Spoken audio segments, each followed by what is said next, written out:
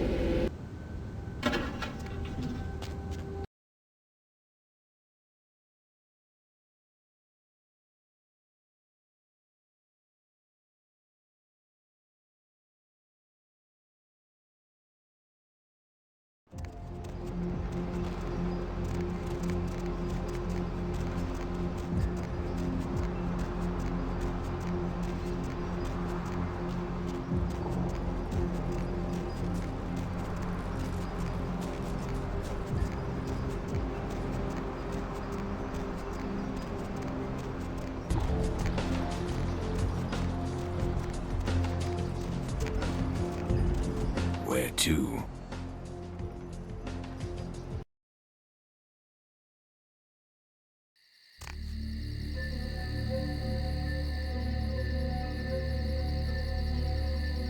You! What are you doing here? No?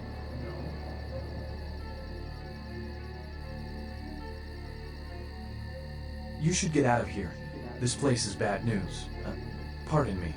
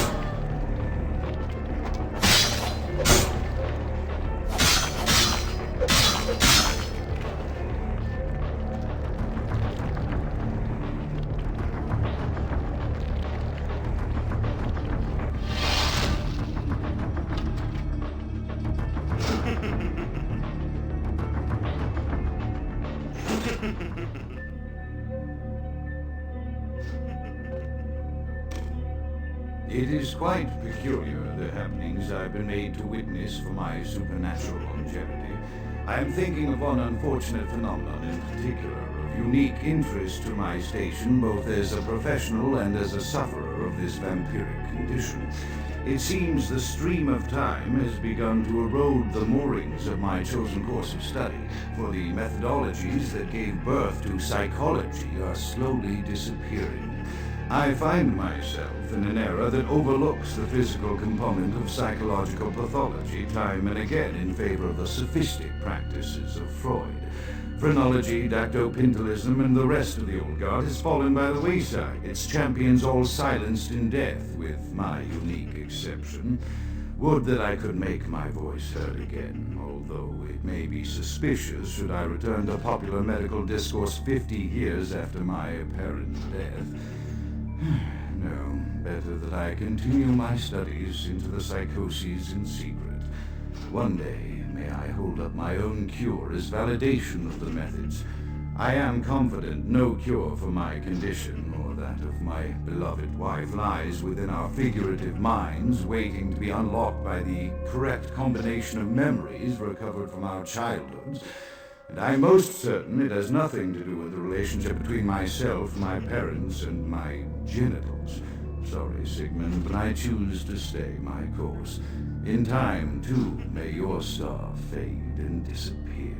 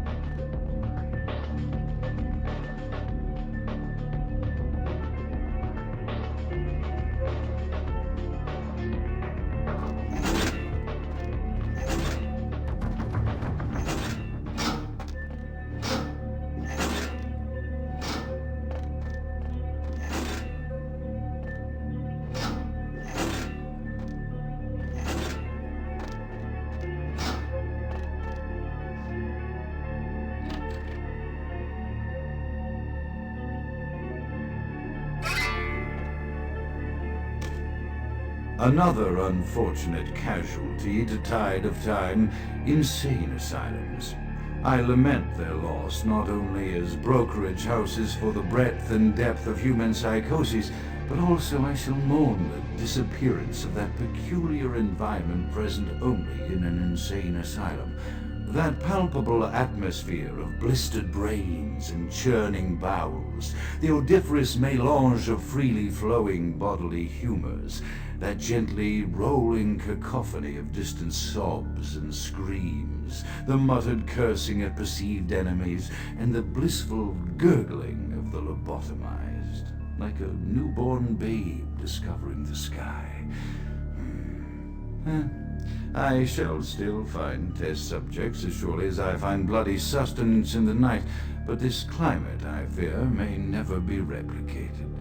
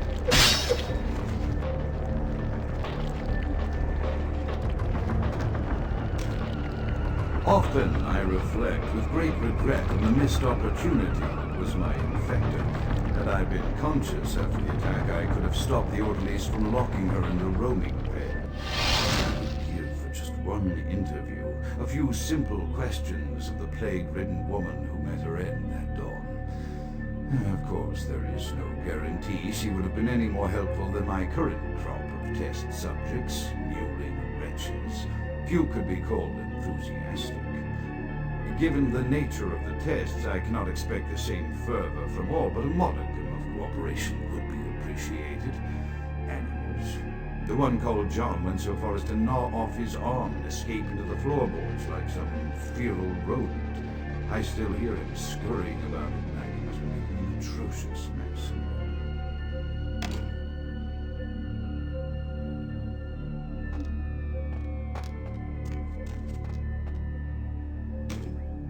My studies proceed at a languid pace. I'm mired in a foul ennui as my wife's illness advances. My subjects grow restless without proper supervision, but I cannot pull myself back from this black depression. How many nights I've wasted now, gazing from the tower walk, pondering the frailty of existence.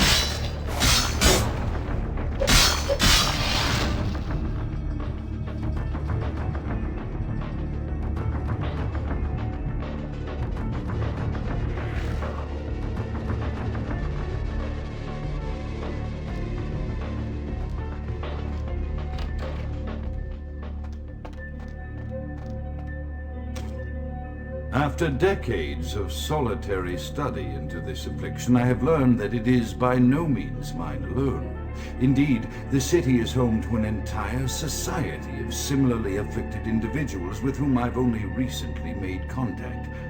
They are an understandably standoffish sort by and large, but I have been able to confirm with them that the condition is indeed vampirism, which apparently comes in a multitude of strains, each with a spectacular set of symptoms such as invisibility and even a sort of lycanthropy. Through numerous official interactions with the governing body of this secret society, I have concluded that their fundamental understanding of the vampiric condition is woefully lacking and mired in suspicion and pseudo-religious dogma that would make a Turk balk for its strictures. Indeed, they seemed impressed with my studies and the eloquence with which I was able to present them. Apparently, the typical sufferer of my particular strain of vampirism is far from the vanguard of the King's English. So impressed were they that they even offered me an office in their government, a rather high office by the sound of things. I believe I shall accept. If nothing else, it should provide a lofty vantage point from which to observe the breadth and epidemiology of the affliction, so that I may move more expeditiously toward a cure.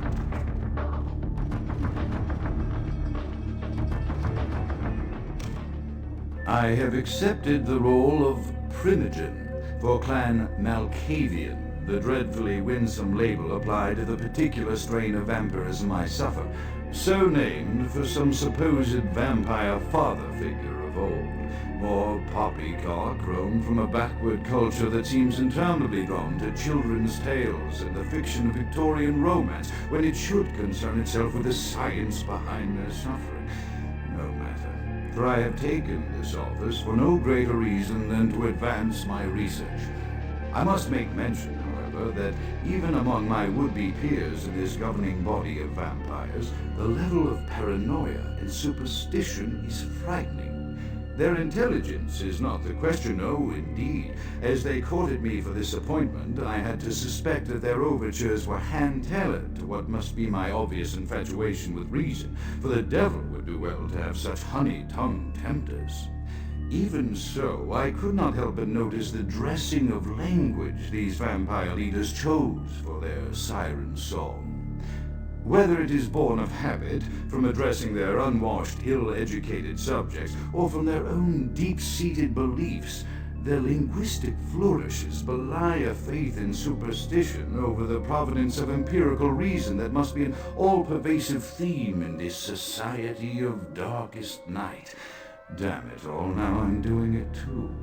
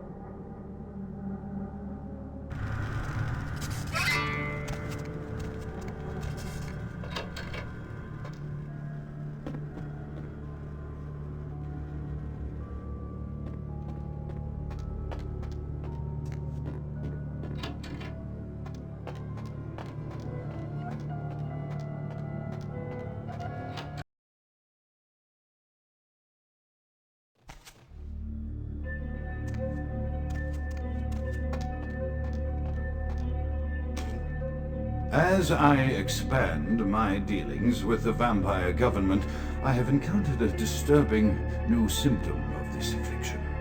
Frequently, in conversation, I will hear voices emanating from other vampires, voices that are not their own, but which seem to have insight into their lives beyond what I could gather from simple conversation. These voices seem to echo from deep within my fellow vampires, and I cannot be certain if this symptom belongs to my strain of the illicit or theirs. The voices are various and inconsistent. I dare not mention this symptom to my vampiric peers, for they have proven themselves true predators to whom I could be loath to reveal any sign of weakness. Indeed, these voices have counseled me against confessing their presence, and until I can confirm their source, I will listen. The information the voices have given me ranges from curious to frightening.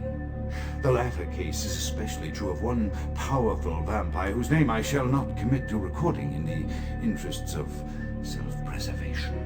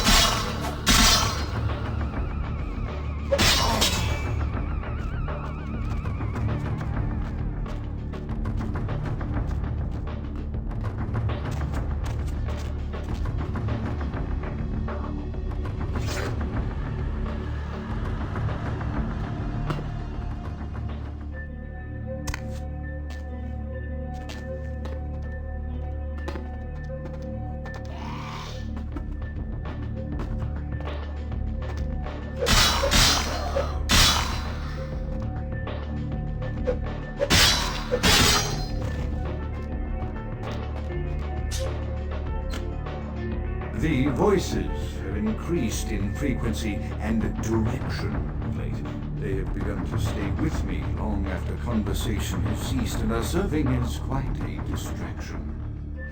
I fear others are beginning to notice my preoccupation at the vampire gatherings. I am thinking again of the particular vampire of whom I spoke previously, who I dare not name for my growing fear. If the voices are to be believed, then my caution is warranted, for they speak of his blackest crimes, both past and future. More than once, I have seen the suspicion in his eyes and heard the distrust in his voice when speaking with me. The fear must register on my face, as it is all I can do in these moments to keep from crying out in chorus with the voices.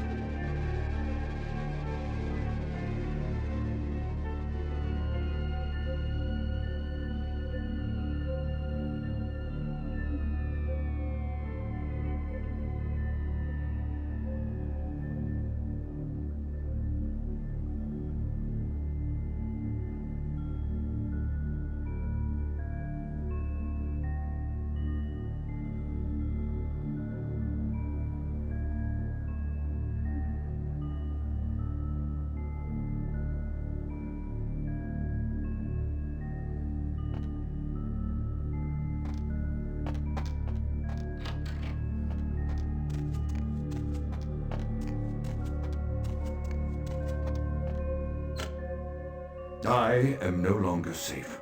I know it. The voices have proven themselves authentic, and I have withdrawn from the Vampire Society entirely. My absence will no doubt draw attention, but I could no longer hold my fragile composure around the ravenous eyes of my vampire peers, especially not around him. The voices compelled me to make what I fear is a Faustian bargain, but I had to, or their demands are constant and merciless. I have secluded myself within the mansion. I know he will strike out in me. He will go to any length to achieve his ambitions, and he knows it, I know. I have taken precautions to protect my beloved wife. Her cure will have to wait until our immediate safety is guaranteed. The mansion was constructed with security in mind, but at that time I was not privy to the full range of vampire capabilities. The voices echo in the twisted corridors of my psyche, dark whisperings of a macabre and formless menace, the approach of which portends an end to all of this.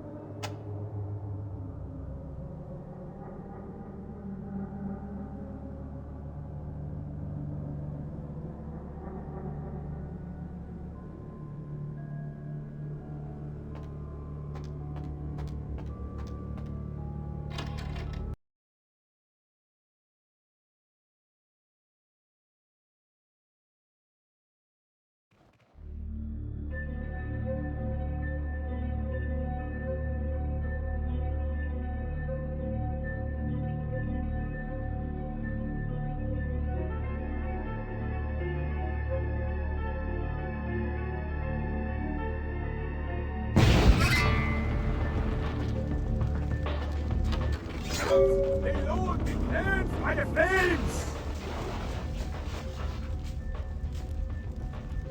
Count is dead? Pity it could not be by my hand. No matter. Soon your self-made kings and false prophets and all who bear the mark of the beast will be washed from the earth for the coming of the Lord.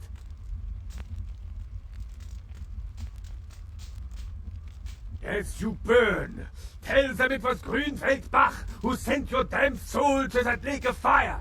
All agents of Satan shall return to whence they came. Let this righteous display serve as a promise to all who serve the Archdemon.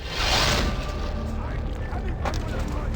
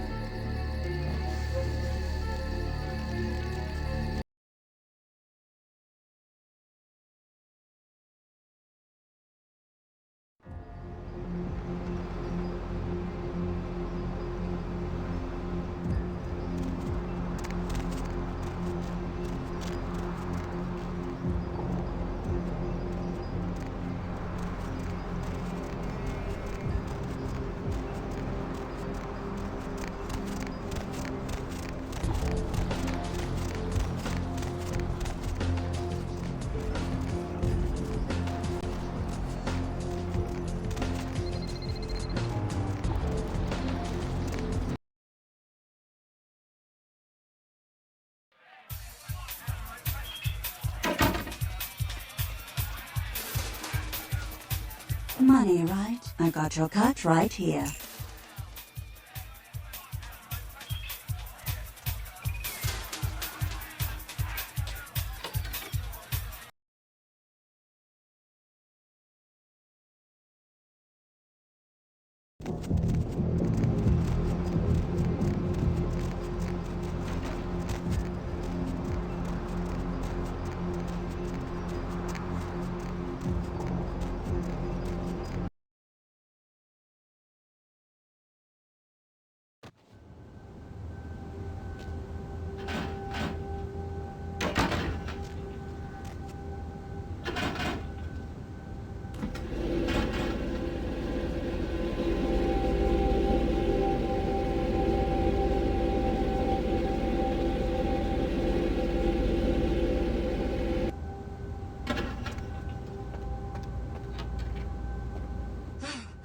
Finally, you're back. I thought maybe something happened to you. I shouldn't even think such a thing. I mean, if you disappeared, how could I go on? But you're here now. I'm so glad when you're near me.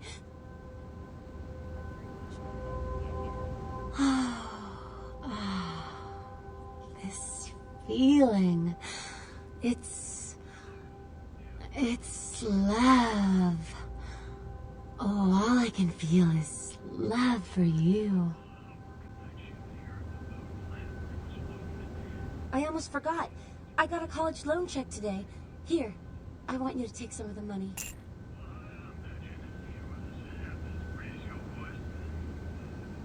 I'd rather you kept it. I think I'm gonna drop out of school. You know, so I can watch over you during the day or run errands for you. It's the least I can do to earn my keep.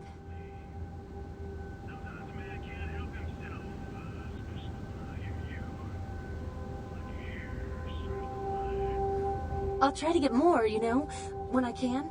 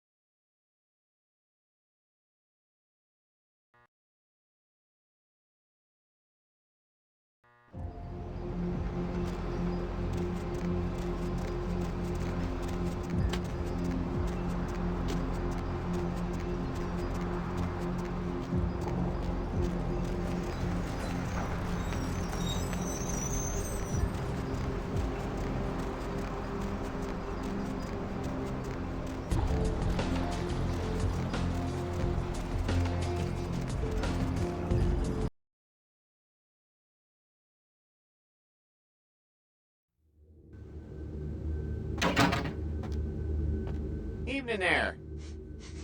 Something burning? Ooh, smells like someone burnt the burgers. Sure, I'll open her up for you. Jeez, I could go for one of them double-spaced burgers with the onions and the cheese and some bacon and a guacamole. Ooh.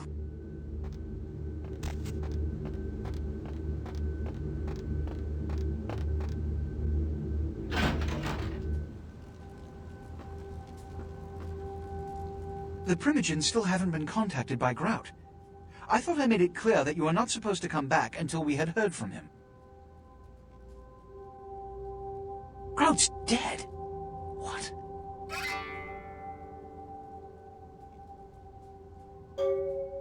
Bach! Every time I think he's lost the scent. So, Bach killed Grout to draw me out.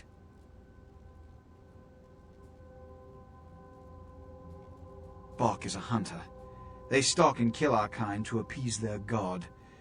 But like many mortals, their so-called faith is nothing but a conduit through which they quench their killing urge. Who else would have killed Grout? Look at me. Are you sure it was Nines Rodriguez? Because if it was, the consequences... Do you know where this might lead? Do you really have any idea?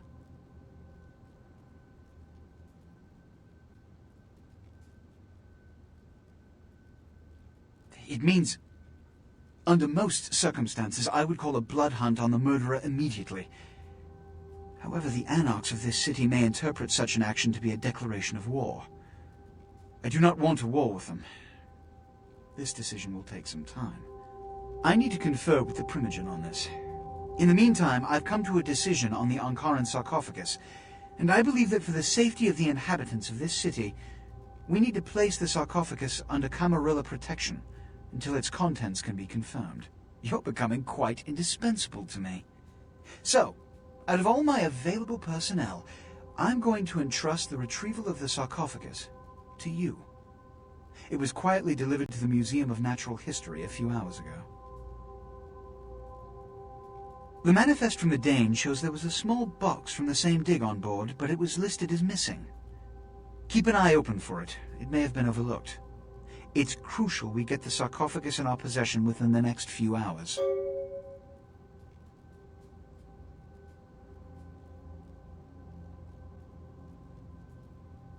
Yes, of course.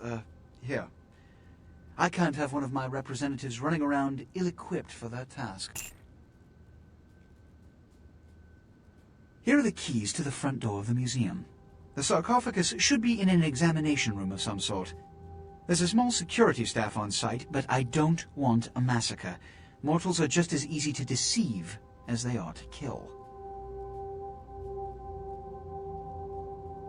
There is a degree of immediacy attached to this task. Work fast. And, as on the Dane, you are not to open the Ankaran sarcophagus for any reason. Excuse me.